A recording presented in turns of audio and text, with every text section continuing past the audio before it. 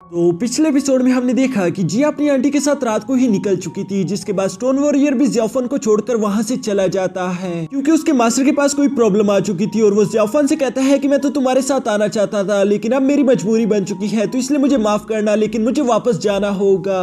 अब आगे तो नेक्स्ट एपिसोड के शुरू में हम देखते हैं कि ज़ियाफन अपने मैजिकल स्टिक का इस्तेमाल करते हुए लुबो माउंटेन की तरफ जा रहा था और काफी दिन रात सफर करने के बाद आखिरकार हम देखते हैं कि उसकी कंडीशन काफी ज्यादा खराब हो चुकी थी। उसके पेट में चूहे दौड़ रहे थे, जबकि साथ ही साथ वो काफी ज्यादा थका हुआ दिखाई दे रहा था। वो खुद से कहता है पता नहीं ये लुबो माउंटेन आ क्यों नहीं रहा, मैं पिछले कुछ दिनों से लगातार ईस्ट की तरफ जा रहा हूँ। यहाँ वो अभी ये सब कह ही रहा था कि तभी अचानक उसको अपने आसपास सीगल दिखाई दे देते हैं, जिसे देखकर वो खुश होते हुए कहता है कि इसका मतलब मैं आइसलैंड के करीब पहुंच चुका हूँ। जबकि ये बात सच थी, क्योंकि वो अपने सामने देखते हैं उसके सामने लुबो आइसलैंड मौजूद था, जहां पर पूरे जंग का मंजर फैल चुका था, क्योंकि किंग यू सेक्टी डेसिपल और डीमंस के दरमियान एक खतरनाक फाइट हो रही थी। ज़ियाफन ये देखकर अपने दोस्तों की मदद करने के लिए फौरन से नीचे आ गया था, जहां उसकी मुलाकात उन्हीं पुराने डीमन से हो जाती है। वो ज़ियाफन को देखकर फौरन से उस पर हमला करना शुरू कर देते हैं। साथ ही साथ वो डीमन अपने लीडर से कहता है कि देखो तो सही लीडर, ये वही लड़का है जिसे हमने जान से मार डाला था, पता नहीं ये कैसे बचकर यहाँ पहुंच आया। वो लीडर भी ज़ियाफन को जिंदा देखकर शौक हो गया था, लेकिन फिर वो अपने साथियों से कहता है कि इस बार इसे जान से मार डालो और याद रखना कि ये तुम्हारे हाथों से जिंदा नहीं निकल पाए।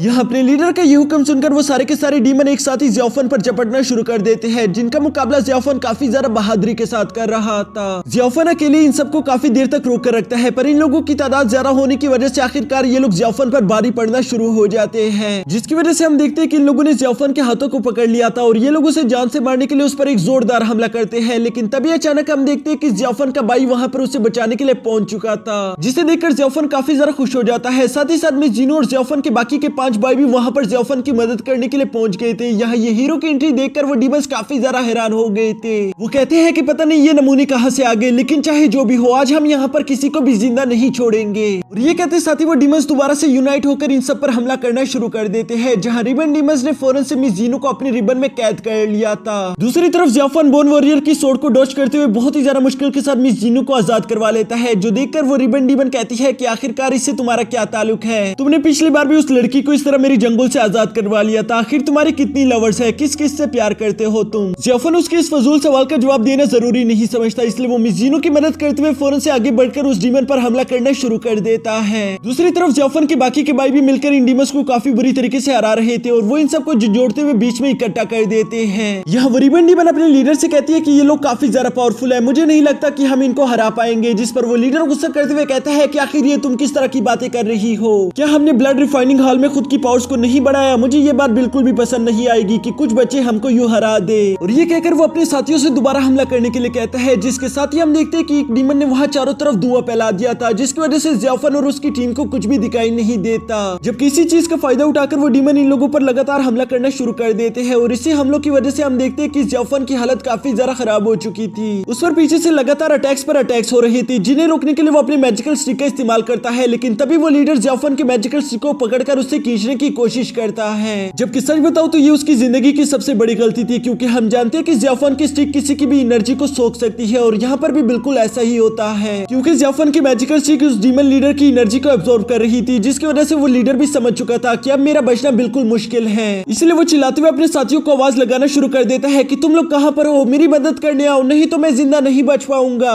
ये सुनकर वो बोन वॉरियर फौरन से अपने लीडर की मदद करने के लिए पहुंच गया था और वो ज़ियाफन पर हमला कर देता है, जिसकी वजह से उसकी लीडर की जान बच गई थी। जबकि साथ ही हम देखते हैं कि वो लीडर अब बहुत ज्यादा गुस्से में आ गया था। वो अपनी पावर्स को एक्टिवेट करते हुए कहता है कि ज़ियाफन के बच्चे, अब मैं तुझे जिंदा नहीं छोड़ूंगा। वो अभी आगे बढ़कर अपने एनर्जी अटैक ज़ियाफन पर करने ही वाला था, लेकिन तभी कहीं से वहां पर एक बर्निंग सोर्ड आ जाती है, जो कि इन सारे डीमंस को बचाते हुए दूर फेंक देती है। तभी हम देखते हैं कि वो बर्निंग सोर्ड किसी और की नहीं बल्कि मास्टर डाउजी की थी, जिनकी पावर्स देखकर वो डीमंस घबरा गए थे। वो कहते हैं कि अभी के लिए हमें यहाँ से निकलना होगा, हम इन लोगों को बाद में देख लेंगे। जो कहते साथ ही वो डीमंस फौरन वहां से भाग गए थे। इसके बाद हम देखते हैं कि मिस जीनो फौरन से ज़ियाफन के पास जाकर उससे पूछती है कि क्या तुम ठीक हो, जिस पर ज़ियाफन उसे जवाब देता है कि हाँ मैं ठीक हूँ। दूसरी तरफ हम देखते हैं कि मास्टर डाउजी भी ज़ियाफन को यूं जिंदा देखकर काफी ज्यादा खुश दिखाई दे रहे थे। इसके बाद नेक्स्ट सीन में हम देखते हैं कि ये सब लोग मिलकर ज़ियाफन को वापस अपने घर ले आए थे, जहाँ मिस जीनो भागते हुए अपनी माँ के पास जाकर उन्हें बताती है कि हम ज़ियाफन को वापस ले आए। यहाँ मिसिस डाउजी भी ज़ियाफन को यूं जिंदा देखकर काफी ज्यादा खुश दिखाई दे रही थी। वो ज़ियाफन से कहती है कि तुम्हें वापस देखकर काफी काफी ज्यादा अच्छा लगा। अब शुक्र है कि सब कुछ ठीक हो चुका है, जिस पर मिस्टर डाउसी कहता है कि सब कुछ ठीक कहाँ हुआ, ये लड़का भी मरते मरते बचा है। मास्टर डाउसी बिल्कुल वैसी बात कर रही थी जैसा कि एक फादर अपने बेटे के लिए बात करता है। तभी अचानक हम देखते हैं कि वहाँ पर जिंगयू भी आ गया था, जो कि जियाफन को देखकर कहता है कि तुम वापस आ गए। जियाफन भी उसे इतने दिनों बाद देखकर काफी ज्यादा खुश हो गया था और इसलिए वो भागते हुए फौरन से उसके पास चला जाता है। लेकिन तभी अचानक हम देखते हैं कि जीनो उसे एक जोरदार पंच करते हुए कहता है कि तुम्हारी हिम्मत कैसी हुई, तुम यूं मुझे बिना बताए आखिर कैसे अकेले जा सकते हो। और इसके बाद वो फौरन से उसे गले लगाते हुए कहता है कि भाई मैंने तुम्हें काफी ज्यादा मिस किया। यह जियाफन देखता है कि जिंगयू उसकी कितनी ज्यादा परवाह करता है, इसलिए वो उससे कहता है कि तुम फिक्र मत करो, मैं तुमसे पहले नहीं मरने वाला। जबकि जिंगयू उससे कहता है कि मुझे काफी ज्यादा डर लग रहा था, मुझे इसी बात की फिक्र हो रही थी कि क्या मैं तुम्हें दोबारा देख पाऊंगा या नहीं। साथ ही वो जियाफन से कहता है कि तुम्हारी यह हालत जिस भी डीमन ने की है मैं उसे पूरा की पूरा हिसाब लूंगा, मैं खुद को इतना ज्यादा पावरफुल करूंगा कि आइंदा तुम्हें कोई भी मेरे सामने नुकसान ना पहुंचा पाए। ये दोनों इसी तरह की बातें कर रहे थे कि तभी जियाफन देखते हैं कि मिस जुनो काफी तेजी के साथ ब्रदर काई के पास पहुंच गई थी। जबकि ब्रदर काई उसे कह रहा था कि मैंने तुम्हें कितना ज्यादा मिस किया,